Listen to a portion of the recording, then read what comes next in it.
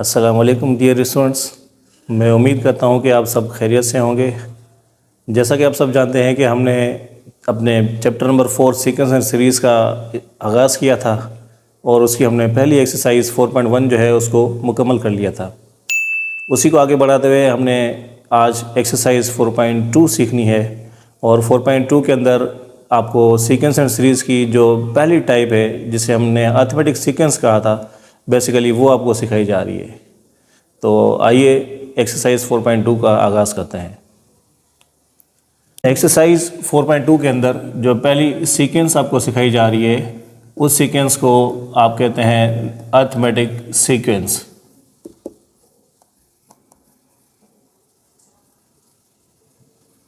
Students, हमने आपसे पहले भी जिक्र किया था कि जब हम सीक्वेंस एंड सीरीज़ 4.1 सीख रहे थे तो उसके इंट्रोडक्शन में हमने बता दिया था कि जब हम अरिथमेटिक सीक्वेंस सीखेंगे तो उसके बारे में डिटेल्स में आपको पढ़ाया जाएगा। तो अरिथमेटिक सीक्वेंस किसे कहा जाता है? बेसिकली अरिथमेटिक सीक्वेंस जो है इस तरह की एक सीक्वेंस होती है कि जिसमें हर अगला आने वाला जो नंबर होता है वो पिछले नंबर के मुकाबले में एक ख़ास डिफरेंस के साथ आगे बढ़ रहा होता है। यानी कि तमाम नंबर्स के दरमियान आने वाला जो गैप होगा वो गैप हमेशा सेम रहेगा। मीन्स के कोई एक ख़ास नंबर प्रीवियस नंबर में जब ऐड किया जाएगा तो हमें नेक्स्ट नंबर मिल जाता है। फॉर सपोज अगर आप कहते हैं कि 1 3 5 7 9 एंड सो ऑन, ये एक सीक्वेंस है। तो डियर स्टूडेंट्स, आप इस सीक्वेंस को ज़रा गौर से देखिए कि 1 3 5 7 9, वैसे तो ये ऑड नंबर्स आपको नज़र आ रहे हैं, लेकिन इनमें ख़ास बात यह है कि 1 और 3 के दरमियान जो डिफरेंस है, जो गैप है, वो हमारे पास 2 है। इसी तरह 3 5 के दरमियान जो डिफरेंस है वो हमारे पास 2 का डिफरेंस है। इसी तरह 5 7 और 9 के दरमियान भी हमारे पास जो गैप है वो 2 का गैप है। तो हम कह सकते हैं कि इन तमाम नंबर्स के दरमियान डिफरेंस जो है हमारे पास वो सेम है। जिसे हम अगर डी से डिनोट करें तो डी हमारे पास यहाँ पर क्या है? 2 है। इसी तरह एक और सीक्वेंस आप देख लें। For suppose 5 10 15 20 25 30 and so on. तो स्टूडेंट्स, आप बहुत ही आसानी के साथ बता सकते हैं कि इसमें तमाम नंबर्स के दरमियान जो डिफरेंस आपको नज़र आ रहा है वो डिफरेंस कितना नज़र आ रहा है? जी, डिफरेंस इन तमाम नंबर्स के दरमियान जो हमें नज़र आ रहा है वो डिफरेंस 5 है।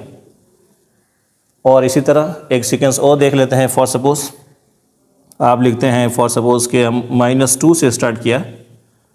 अब आप यहाँ पर मज़ीद डिफरेंस ऐड करते जाएं। मीन्स कि यहाँ पर अगर आप लिखते हैं लेट सपोज -4 -6 -8 -10, तो नेगेटिव में अगर ये सीक्वेंस चल रही है तो इनके दरमियान जो डिफरेंस है वो भी आप देख सकते हैं कि डिफरेंस तमाम नंबर्स के दरमियान जो है वो सेम है। और डिफरेंस कितना है? -2 का है। इट मीन्स के -2 के अंदर जब -2 मज़ीद ऐड करेंगे तो हमारे पास -4 बन जाता है, और -4 में जब मज़ीद -2 आप ऐड करेंगे तो -6 बन जाएगा। इसी तरह -8 -10 एंड सो ऑन। तो ये इस तरह की सीक्वेंसेस जो आप देख रहे हैं, इन तमाम सीक्वेंसेस को हम कहते हैं अरिथमेटिक सीक्वेंस, या फिर इसको अगर प्रोग्रेशन के नाम से कहा जाए तो हम कहते हैं कि ये हमारे पास अरिथमेटिक प्रोग्रेशन है। उसका आसान जो तरीका है कि आप रिकग्नाइज कर सकते हैं, आप पहचान सकते हैं सीक्वेंस को, वो आप डिफरेंस देखकर पहचान सकते हैं कि अगर डिफरेंस सीक्वेंस के अंदर तमाम एलिमेंट्स में सेम होगा तो इस सीक्वेंस को हम अरिथमेटिक सीक्वेंस कहते हैं। इसी को मज़ीद आगे बढ़ाते हुए आप देखिए कि एक सीक्वेंस हम यहाँ पर लिख रहे हैं।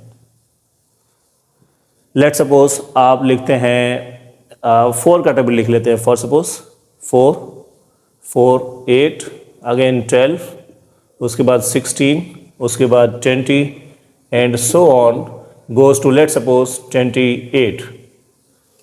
यानी कि 20 के बाद भी हमारे पास कुछ नंबर्स आपको नज़र आ रहे हैं।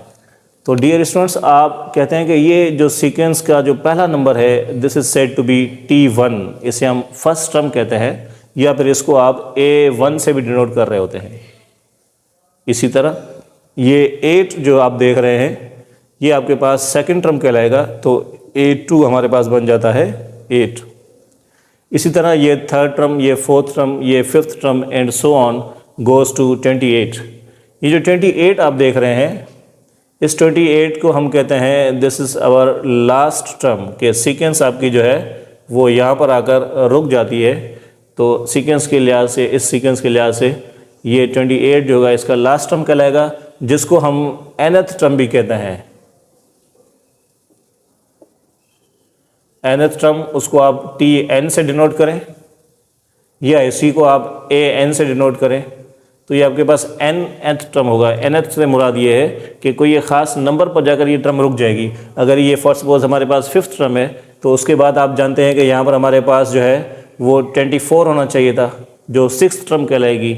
उसके बाद ये 28 हमारे पास जो है ये 7th टर्म है, तो यानी कि 7वें नंबर पर जाकर ये टर्म रुक जाती है, तो इसीलिए ये 7th टर्म कहलाएगी, जिसको हम जनरली कहते हैं nth टर्म। और nth टर्म के बारे में आपने बहुत डिटेल से प्रीवियस एक्सरसाइज में पढ़ लिया था।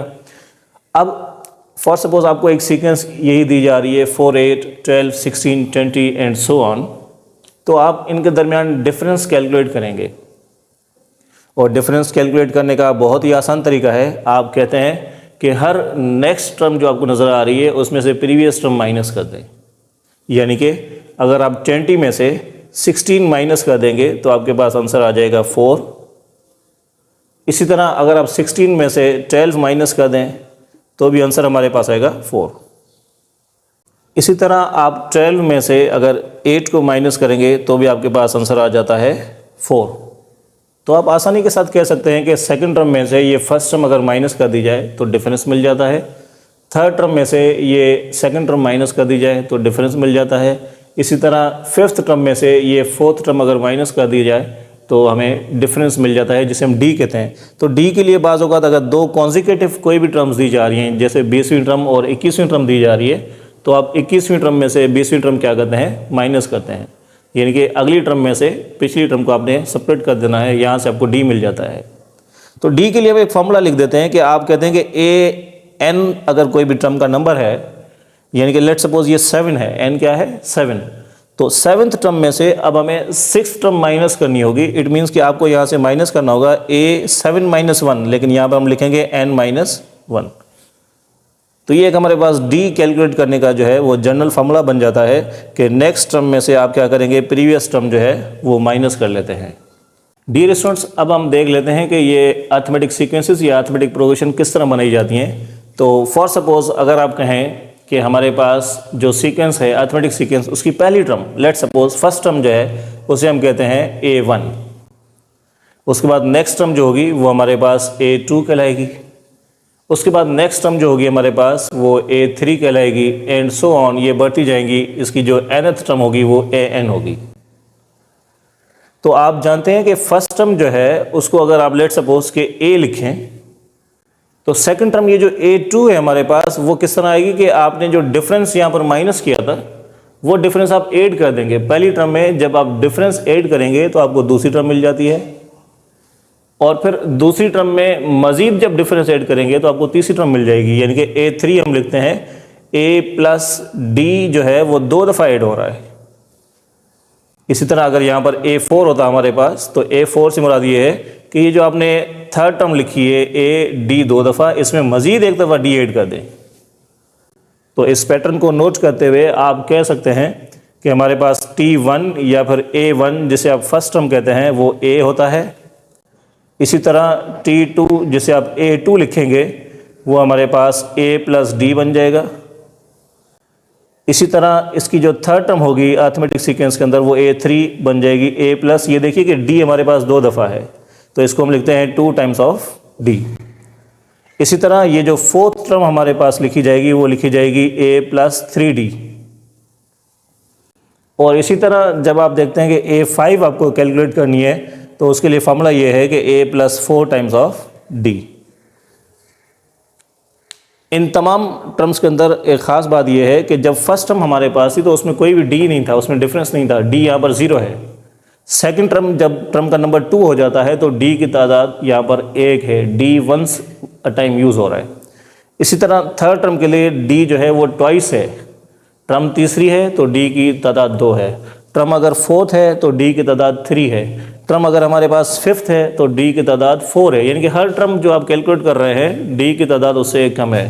इसी तरह आप कह सकते हैं कि यहाँ पर अगर हमारे पास AN लिखा जाए कि nth टर्म आपको कैलकुलेट करनी है तो फिर यहाँ पर हम कह सकते हैं कि फर्स्ट टर्म तो हमारे पास वही कांस्टेंट रहेगी, लेकिन यहाँ पर n से एक नंबर कम कर दिया जाएगा और हम यहाँ पर लिख देते हैं n-1 इंटू डी। तो हमने ये nth टर्म का फार्मूला बना दिया है, जिसे हम general term formula for AP कहते हैं। कोई भी अर्थमेटिक प्रोग्रेशन की आपको टर्म कैलकुलेट करनी हो तो उसके लिए फार्मूला बन जाता है a + n-1 into D. Students, आपने जिस तरह देख रहे हैं कि यहाँ पर an = a + n-1 into D एक जनरल टर्म फार्मूला हमने बना दिया है, जिसमें हम कहते हैं कि ये an जो है ये वो टर्म है जो आप तलाश करेंगे जिसे हम nth टर्म कहते हैं। nth टर्म हमारे पास 7th टर्म हो सकती है, 30th टर्म हो सकती है, 50th टर्म हो सकती है एंड सो ऑन। और a जो आप देख रहे हैं, इस a को हम कहते हैं this is our first term, कि कोई भी सीक्वेंस जब भी होगी जिसकी कोई भी टर्म तलाश करनी है तो उसकी फर्स्ट टर्म है, ये फर्स्ट टर्म आपको मालूम होनी चाहिए। इसी तरह n जो आप देख रहे हैं, n basically number of terms है, नंबर ऑफ टर्म्स के टर्म्स की तादाद हमारे पास कितनी होगी। और d आप जानते हैं कि d हमारे पास जो है वो कॉमन डिफरेंस कहलाता है। d is what? d is basically common difference between the terms, कि हर टर्म के दरमियान ये डिफरेंस जो होगा वो कॉमन रहेगा, मींस के सेम रहेगा, इसीलिए हम कहते हैं इसको d is for common difference. Dear students, इसी फॉर्मूले को यूज़ करते हुए हम अपनी एक्सरसाइज 4.2 का आगाज़ करने जा रहे हैं और 4.2 का क्वेश्चन नंबर 1 अब हम सॉल्व करेंगे। एक्सरसाइज 4.2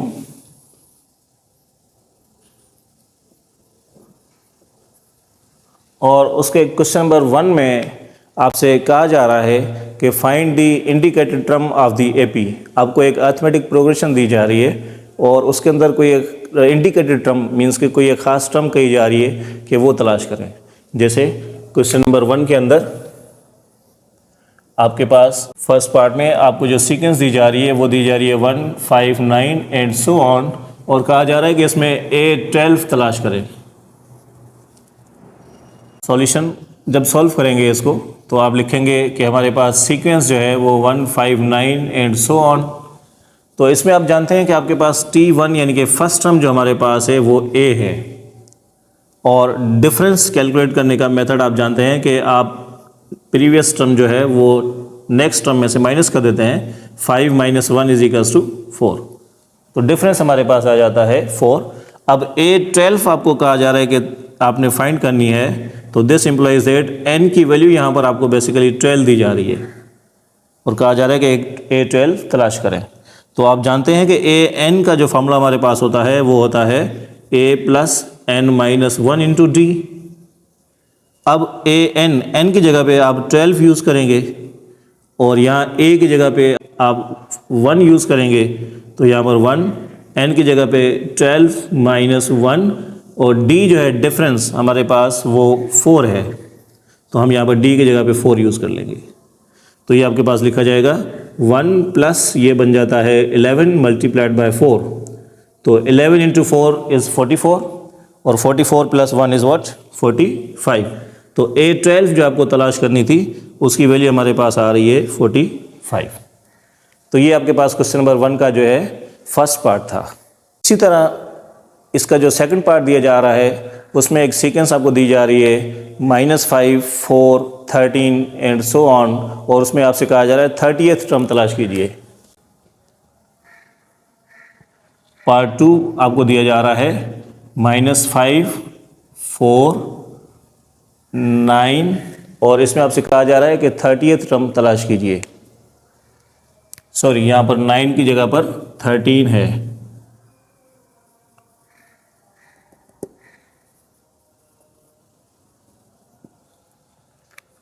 सेकंड पार्ट में आपको सीक्वेंस दी जा रही है -5, 4, 13 एंड सो ऑन, और आपसे कहा जा रहा है कि इसमें 30th टर्म तलाश कीजिए।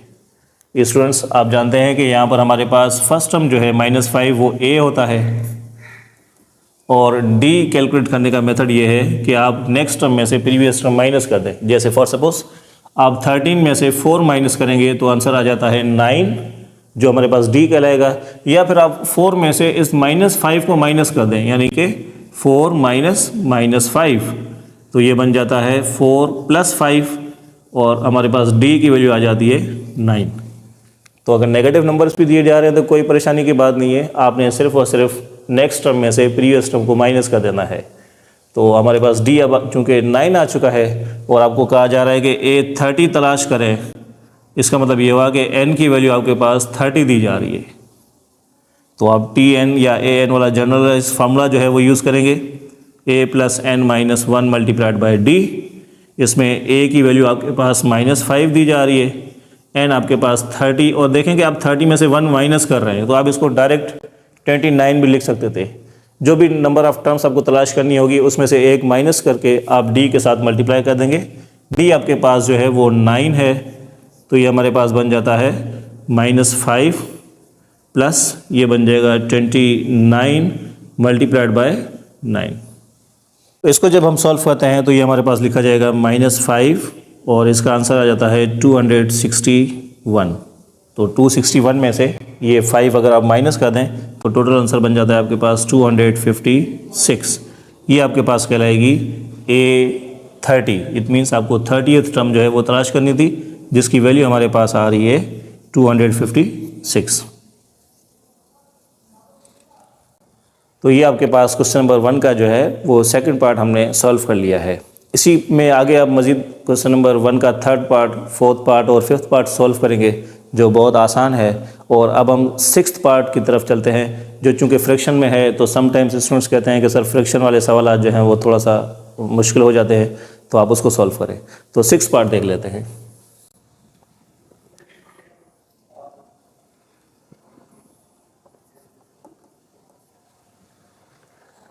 एक्सरसाइज 4.2 क्वेश्चन नंबर 1 का जो सिक्स्थ पार्ट है उसमें फ्रैक्शंस जो आपको दी जा रही हैं वो है 1/3, 1/2, 2/3 and so on. 1/3, 1/2, 2/3 and so on. और इसमें आपसे जो टर्म कैलकुलेट करने को कहा जा रहा है वो कहा जा रहा है कि इसकी सिक्स्थ टर्म कैलकुलेट कीजिए। इसमें आपसे कहा जा रहा है A6 तलाश करें।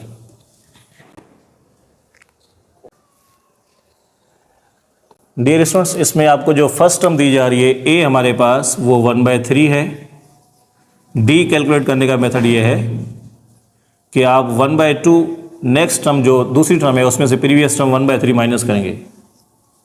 डियर स्टूडेंट्स, आप D जब कैलकुलेट करते हैं तो हमने कहा कि नेक्स्ट टर्म में से प्रीवियस टर्म माइनस करेंगे, और इसको जब आप सॉल्व करते हैं तो इसका एलसीएम लिया जाएगा। एलसीएम 3 मल्टीप्लाइड बाई 2 हम कर लेते हैं 6। 3 को क्रॉस मल्टीप्लाई कराते हैं, 3 1 3 माइनस 2 1 2। तो 1/6 जो हमारे पास आंसर आता है ये D की वैल्यू आ जाती है। अब आपसे कहा जा रहा है कि आप इसमें सिक्स्थ टर्म तलाश करें।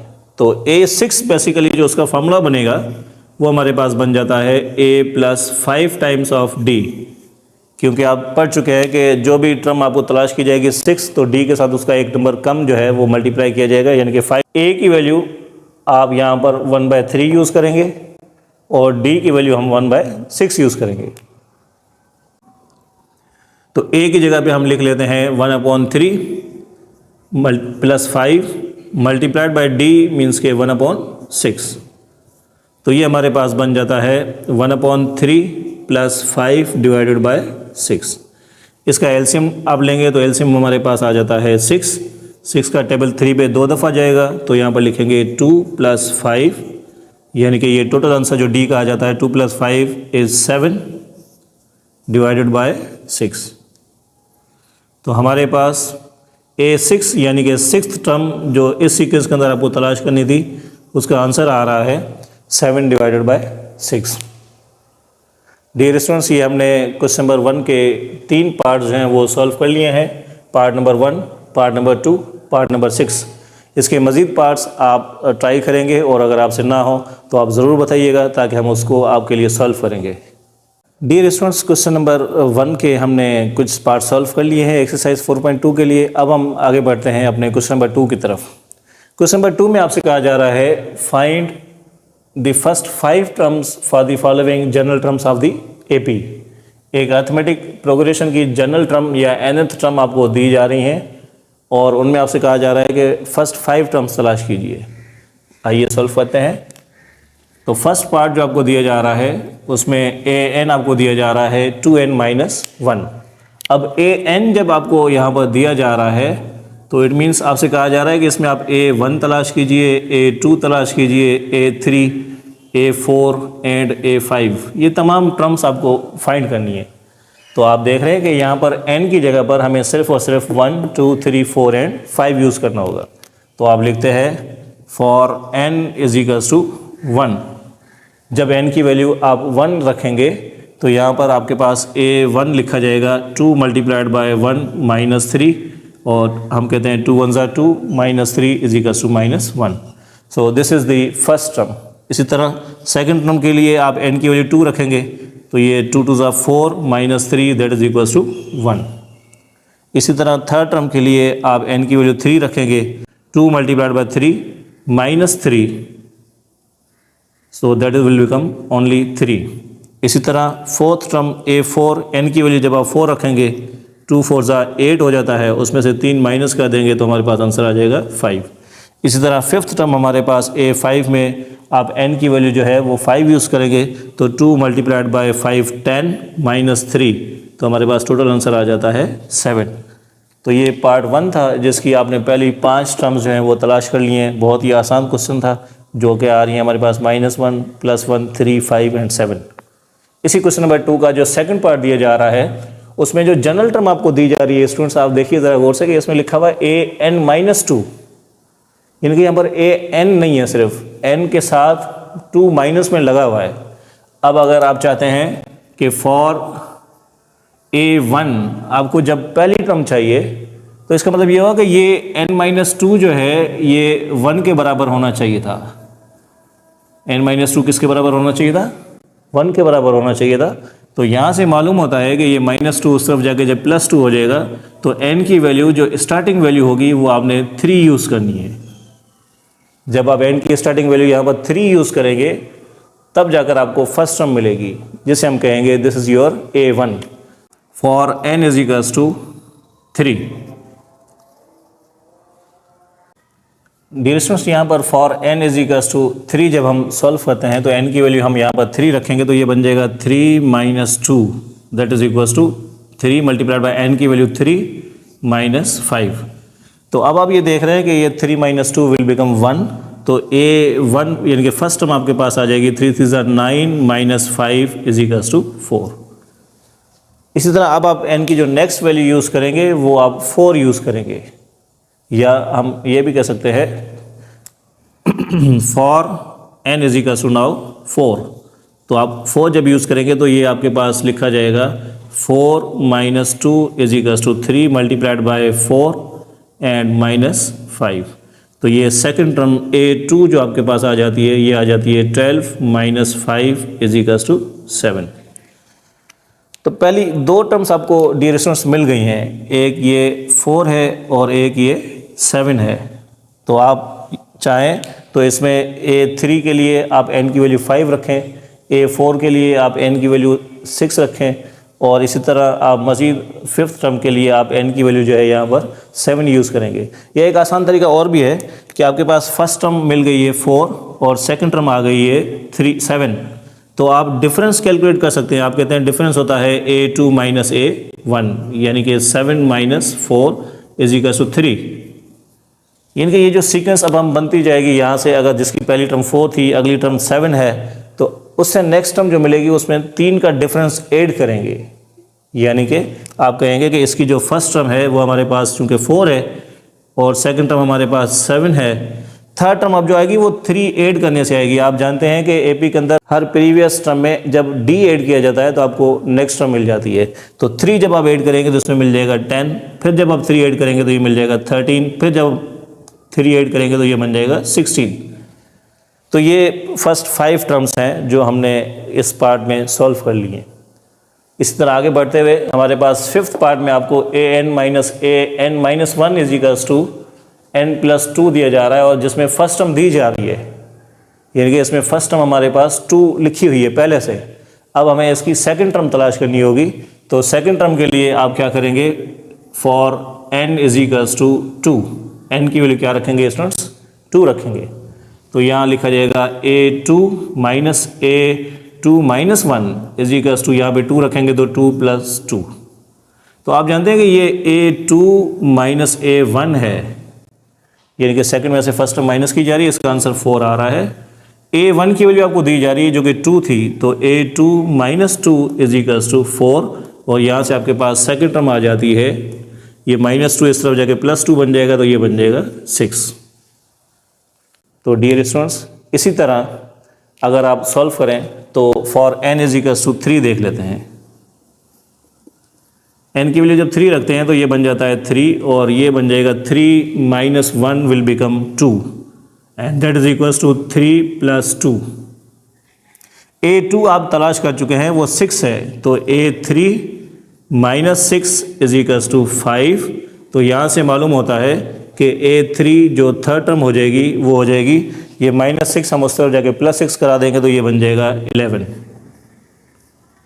ये A3 है, और ये हमारे पास सेकंड टर्म था, और ये हमारे पास जो है फर्स्ट टर्म है। इसी तरह n की वैल्यू अब आप 4 यूज़ करेंगे। For n is equal to 3 के लिए जब आप सॉल्व करेंगे तो यहाँ पे लिखा जाएगा A4, और माइनस ये बन जाएगा A3, that is equals to, आप 4 यूज़ करें तो 4 प्लस 2 इज़ 6। इसमें आप कहेंगे कि A3 आपके पास 11 है, 11 या माइनस का है, उस तरफ जाके प्लस का हो जाएगा, तो A4 बन जाता है 6 plus 11, that is equals to 17। इसी तरह अब आप इसका एक पार्ट और सॉल्व करेंगे जिसमें n की वैल्यू जो है वो आप 5 यूज़ करेंगे। For n is equals to 5। Dear students, n की वैल्यू हम यहाँ पर 5 रखेंगे, तो ये देखिए कि ये A5 बन जाता है, और ये 5 minus 1 will become 4, and that is equals to 5 plus 2 यानी कि 7। तो A5 माइनस A4 की वैल्यू आप तलाश कर चुके हैं, वो 17 है, तो 17 यहाँ रख देते हैं, and that is equals to 7। ये 17 या माइनस का है, उस तरफ जाके प्लस का बन जाएगा, तो A5 हमारे पास आ जाती है 7 प्लस 17, जो कि हमारे पास टोटल बन जाता है 24।